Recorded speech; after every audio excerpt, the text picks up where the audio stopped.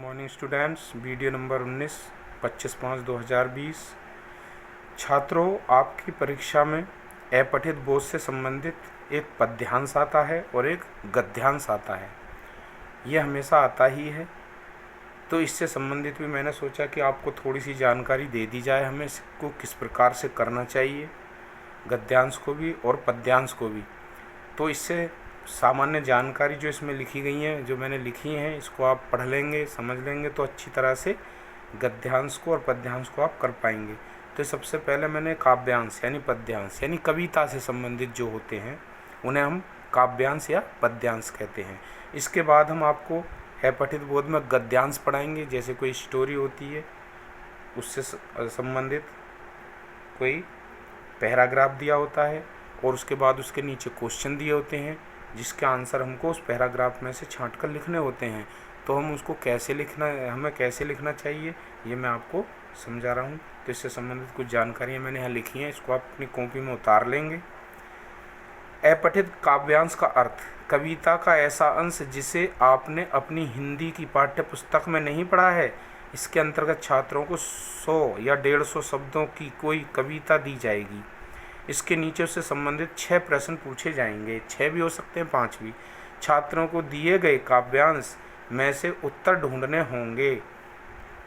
तो क्वेश्चन 7 भी आते हैं कई बार, तो आप इससे ना घबराएं, 6, 7, 8 जो भी हों वो तो आपको उसमें से ही छांटने होंगे आगे। अब इसे हल करने की विधि देखें।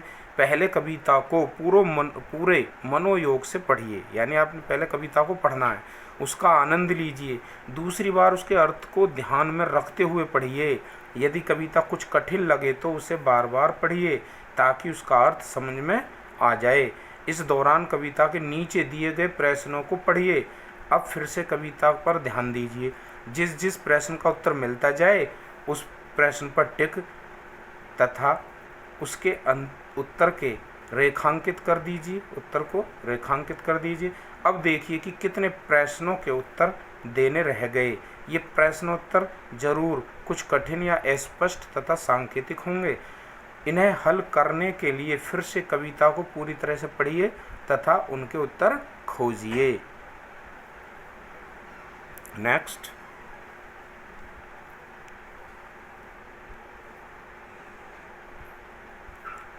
ध्यान दें, आवश्यक नहीं है कि आपको पूरी कविता का एक एक शब्द समझ में आए। अगर आपको मुख्य भाव समझ में आ जाए तो भी काम चल सकता है। यदि कविता समझ ही न आ रही हो तो आप स्वयं से प्रश्न करें कि मैं क्या पढ़ रहा हूँ, किसके बारे में पढ़ रहा हूँ। प्रश्नों के उत्तर बिल्कुल सटीक तथा स्पष्ट दें। कई बार कविता में प्रतीकों का प्रयोग होता है, उनके अर्थ अनेक होते हैं, अतः प्रतीकों का अर्थ देते समय एक से अधिक शब्दों का प्रयोग भी कर सकते हैं। जैसे सामने कोहरा घना है और मैं सूरज नहीं हूँ। इस काव्यांश में कोहरा ने होकर प्रतीक है। यह प्रतीक निराशा, संकट, समस्या, युद्ध आदि किसी का भी हो सकता है। इस प्रकार सूरज प्रतीक है। यह आशा, उत्साह, ज्ञान, समाधान आदि किसी का प्रतीक हो सकता है। ऐसे स्थलों पर आप लिख सकते हैं, यहाँ कोहरा निराशा अर्थात घनघोर समस्याओं का प्रतीक है। यहाँ सूरज आशा अर्थात समस्याओं के समाधान का प्रतीक है। तो देखिए, आपको मैंने एक लाइन यहाँ लिखी, उसको समझाया हम कैसे उसका अर्थ स्पष्ट कर सकते हैं। तो ये चीज़ें हमें ध्यान रखनी होंगी। अब मैं इसका एक काव्यांश भी आपको दिखाऊंगा। तो ठीक है, आपको एक ही मैं लिखा रहा हूँ केवल, और उसको अपनी कॉपी में उतार लें प्रश्न उत्तर सहित। ठीक है बेटा, और ये भी लिखनी है आपको, जो मैंने अभी यहाँ पर सावधानियाँ इसकी लिखी हैं, हमें किस प्रकार से इन बातों का ध्यान रखना है। ये कविता की लाइन है, इन्हें आप अपनी कॉपी में लिख लेंगे। जो निकलकर बादलों की गोद से थी अभी एक बूंद कुछ आगे बढ़ी, सोचने फिर यही जी में लगी, आह क्यों घर छोड़कर मैं यूं कड़ी। दैव मेरे भाग्य में है क्या वदा, मैं बचूंगी या मिलूंगी धूल में, या जलूंगी फिर अंगारे पर किसी, चू पड़ूंगी या कमल के फूल में। बह गई उस काल एक ऐसी हवा, वह समुद्र और आई अनमनी। एक सुंदर सीप का मुंह था खुला, वह उसी में जा पड़ी, मोती बनी लोग यूं ही हैं झिझकते सोचते जबकि उनको छोड़ना पड़ता है घर, किंतु घर को छोड़ना अक्सर उन्हें बूंद लो कुछ और ही देता है कर। तो देखिए सीबीएसई में आया हुआ है ये। तो अब आगे इसके मैं क्वेश्चनों की बात करूँगा कि किस प्रकार से आपको पद्यांश में क्वेश्चन दिए होते हैं और उनके उत्तर आपको कैसे लिखने हैं। ये ध्यानपूर्वक आप लिख लेंगे। इसमें मैं इनको पढ़ नहीं रहा हूँ, आप देखें। मैं इसमें 3 प्रकार के क्वेश्चन आंसर दिखाऊंगा, वो किसी भी प्रकार से आपसे मिक्स भी पूछे जा सकते हैं या कैसे भी आ सकते हैं। तो इन्हें आप देख लेंगे। इस तरीके से आते हैं ऑप्शनल, जैसे ऑप्शन दे देंगे 4, उसमें से छांटने होंगे। तो आप इस कविता को पढ़ेंगे, फिर उसके बाद कैसे करना है उसको देखेंगे। तो अब आप इसे देखते चलें और लिख लेंगे अपनी कॉपी में। बस मैं ज़्यादा नहीं दे रहा, एक एक ही एग्जाम्पल यानी उदाहरण दे रहा हूँ, ज़्यादा नहीं है। अभी ये पद्यांश का है, बाद में मैं गद्यांश पढ़ूंगा और उसके भी एक उदाहरण दूंगा जिससे आपकी समझ में आ जाए, जिससे आप परीक्षा में अच्छी प्रकार आंसर दे पाएँ। ये देखिए, इन्हें आराम से स्किप करके आप लिख लेंगे। ये देखिए ऑप्शनल थे सारे। अब सोपान सेकंड, ये देखिए सोपान सेकंड में ऐसे क्वेश्चन भी आते हैं।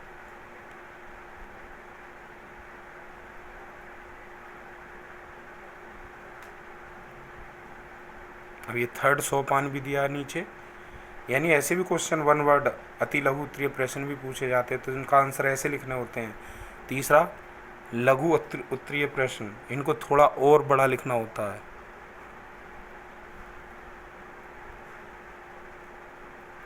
ये देखिए,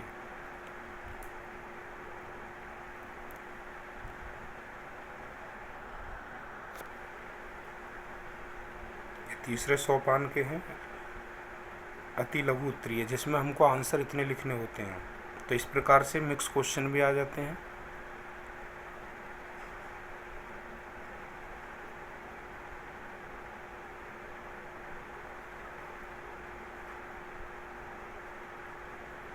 ये देख लीजिए।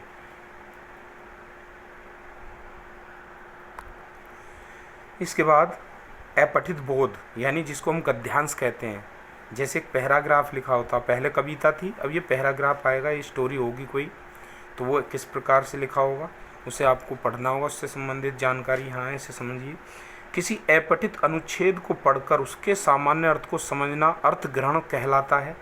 ऐसे अपठित अनुच्छेदों में किसी शब्द विशेष का अर्थ समझ में न आए तो भी घबराने या विचलित होने की आवश्यकता नहीं होती। उसके भाव और प्रमुख विचारों को समझ लिया जाए तो अर्थ ग्रहण का उद्देश्य पूरा हो जाता है।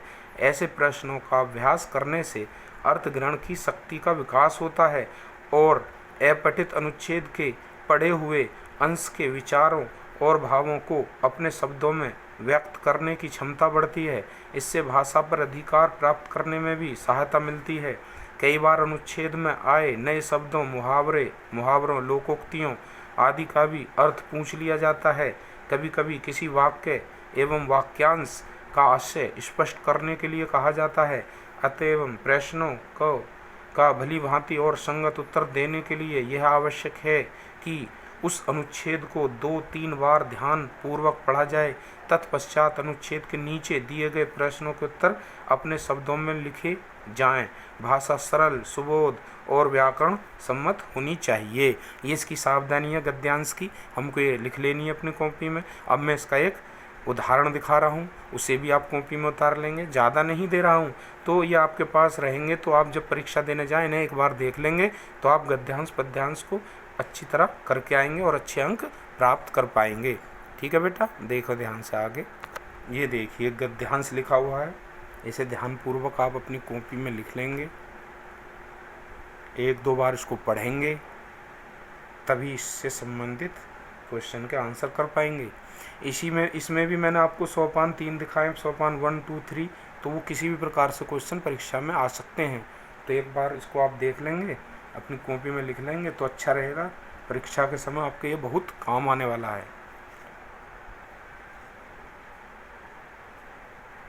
ये सोपान 1,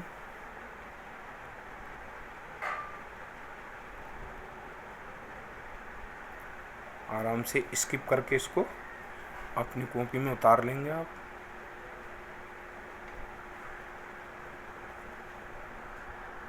ये देखिए इसके उत्तर भी लिखे हुए हैं। इसके बाद यहाँ से 105 सेकंड अति लघु उत्तरीय प्रश्न, शॉर्ट क्वेश्चन। इसके बाद लघु उत्तरीय प्रश्न आएंगे, उनको कैसे लिखना है वो भी आप देख लेंगे।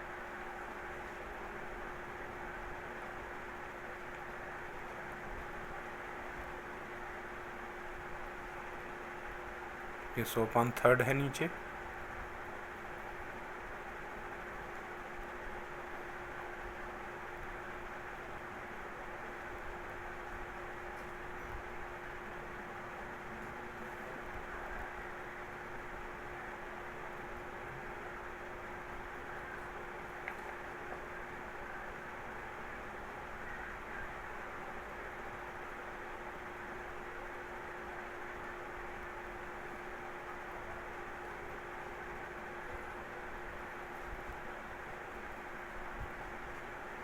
इसे ध्यानपूर्वक अपनी कॉपी में उतार लें आप।